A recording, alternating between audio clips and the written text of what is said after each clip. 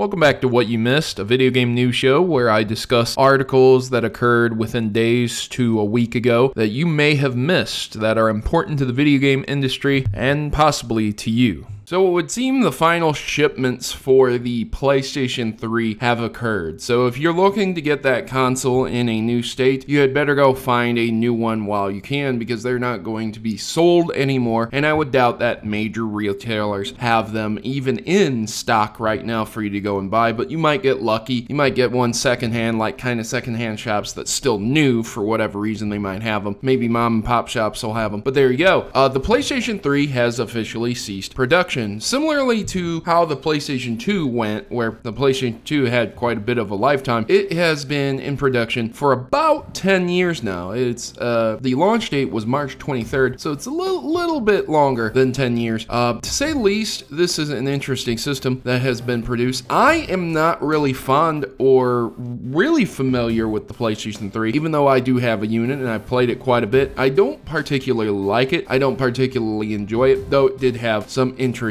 games with it. There was a game that I really enjoyed, Bleach Soul Resurrection, I believe that's what it was. It was based on the anime, and I could only get it on the PlayStation 3, so of course I played it on there. But there were very few games that I would play on the PlayStation 3 because I had an Xbox 360, a PC also, and so for me personally, I would just go to those consoles or, you know, the PC and play the games on there instead, because I didn't particularly like the PlayStation 3's system architecture, where it forced installations, it forced massive updates all the time. It had security breaches, their network was offline a lot of the time, it was laggy, it was slow, and it was quite an annoyance to me personally. But I do particularly like the ones that were backwards compatible with PlayStation 2. I do particularly like the design of the old fat ones, even though they do have very small hard drive spaces, like 20 gigabytes to 80 gigabytes. I mean, that's laughable by today's standards. That was even pretty laughable back in 2006, 2007 to get a 20 gigabyte hard drive. That's funny, man. Like, wow, man, that's real small. But anyways, the point is that they have decided to stop production of this unit for whatever reason. Obviously, it's an old system and they're focusing on the PlayStation 4, but this definitely does push the letter that they are going to be producing a PlayStation 5 soon enough. They are already producing the PlayStation 4 Pro, which is an upscale version of the PlayStation 4, where it has more GPU power and it can produce things in 4K. So it's not really a surprise to see them stop production on the PlayStation 3. I think the last iteration of the PlayStation 3, the real plasticky one with the sliding cover on the top, was probably the worst model they made. I mean, all the models had issues with them. I think the in-between model that was kind of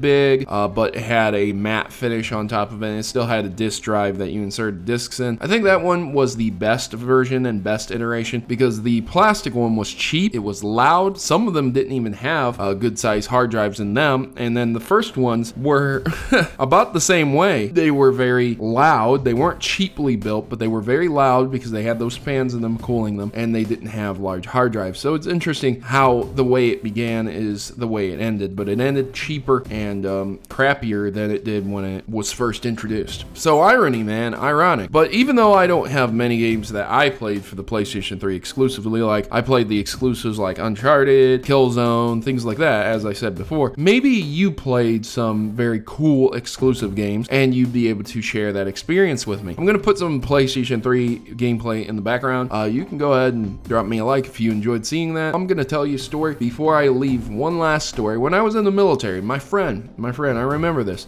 Joshua went out. He said, I'm gonna get me a PS3. So he went out for like a Memorial Day weekend or something. I can't remember when he did go out, but when he came back, he had a PlayStation 3. And this was at the time of the $599 US, the infamous line, and he bought it for that, and then like 2 weeks later they dropped the price by like $200, or I don't know if it was 2 weeks. It's been a long time for me, but it was very recent, and I remember him saying, man, you know, that sucks, man, this sucks. I still enjoy the system, man, this sucks so bad that they dropped price like that, man. And he was so upset about it, and I never got over that. I never got over the whole $599 US, the ridiculousness for like for a 40 to 80 gigabyte hard drive. Oh man. Oh, but Proto, the technology. Oh, but Proto, the cell processor. Yeah. I get it. I got it. There's a reason the PlayStation 4 doesn't have a cell processor in it right now. And there's a reason that the PlayStation 3 is now being discontinued. So I hope you guys enjoyed the story. You guys have yourselves a great day. I've been your host, Protomario. I'm signing out. As always, good gaming. God bless. And thanks for watching.